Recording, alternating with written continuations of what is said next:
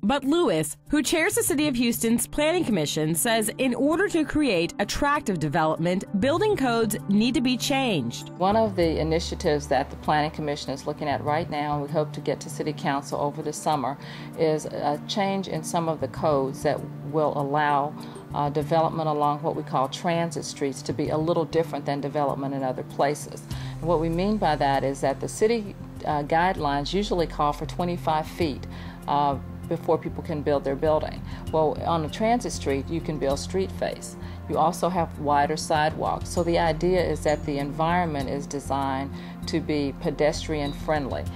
We talk in terms of something called complete streets, and what that means is that whether you're driving your car, taking your bicycle, walking, or taking transit, that street is designed in a way that makes it easy for you to get around. And so what we're doing with the city codes is to change those to include a more pedestrian-friendly component in the way we develop along the transit streets. That would have parking basically behind the buildings, as many driveways as possible on the sides, not necessarily all of them because people obviously have to have access to their businesses and the like, but it gets us thinking about those kind of things. The other thing that it has in it is what's called sort of a transparency component. So if you're walking along a street, the building beside you isn't a wall of brick, that there's some glass, and so that people would have to, again, design so that it's attractive to walk.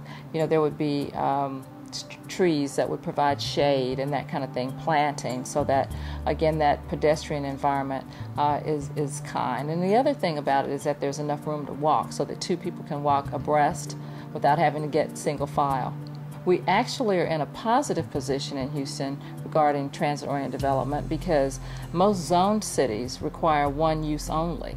Well, because we're not zoned, it makes it easy for us to mix use. Today, if you look closely at Metro, you'll see an agency that's far different from what it started out as 30 years ago.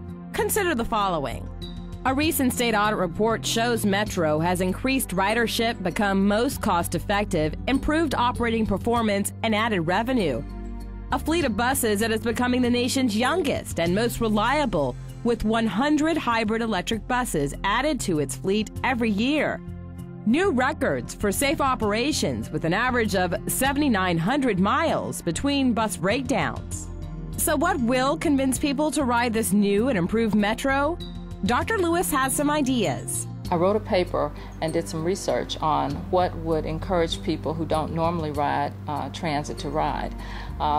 We pulled together a focus group of non-riders and we gave them a survey. The interesting thing was, number one, once people went out and rode the service, they found out that a lot of their perceptions were false, that riding the bus was not what they perceived riding the bus to be, but that their experience was much better than they anticipated it would be.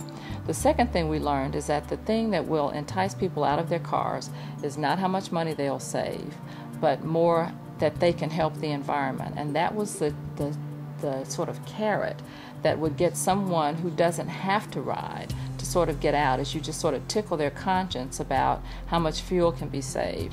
When people make a decision about how they're going to get to work, they have to commit to pay their parking all month. So that doesn't make it an option for them to decide they want to ride the bus or take the train 1 or 2 days a week. And so we need to work on that sort of interim place so that people don't have to make an all or nothing decision, so that I can drive sometime if I want to, but even if I decide that I want to take transit a couple of days, that will actually help the environment.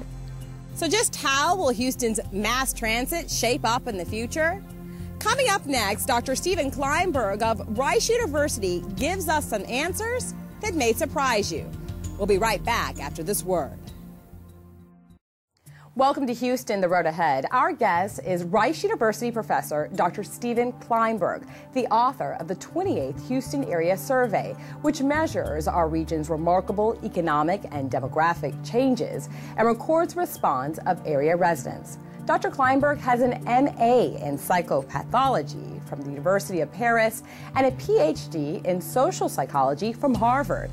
He is also the co-author of The Present of Things Future, Explorations of Time in Human Experience. Dr. Kleinberg, thanks for joining us. Oh, you bet, Laura. Thank you. Now, as in the intro there, I was talking about the survey that you just completed, and it looks at a lot of topics. But what are the major findings regarding public transit? Well, it's been fascinating. It's a survey for 28 years. We began in 1982. The oil boom was going like gangbusters. Sudden collapse of the oil boom, major economic recession, and then a recovery into a restructured economy and a demographic revolution. And so this was a city at the beginning built by, for, and on behalf of the automobile, expanding in all different directions, 1/3 the density of Los Angeles. You have problems with transit, build another road, and so that concept of the way you deal with transit problems in the city is by building more roads made sense and worked in this incredible expanse. The 10-county area that is the Houston metropolitan area covers a geographical space larger than the state of Maryland, larger than the state of Massachusetts, 10,800, the blob that ate East Texas, right? So transit has always been automobiles. And now we've been watching through these surveys a sea change, a kind of paradigm shift, not toward no more cars, but toward a recognition that there is no solution to the long-term problems of traffic and congestion without incorporating a mass transit system. And I think you're beginning to touch on it there, but what is the significance of the shift? It tells us that we have now, we're in a different world today. This is a city reinventing itself for the 21st century. And you can see it in our questions just in the last couple of years. We said, what's the best solution to traffic problems in the city?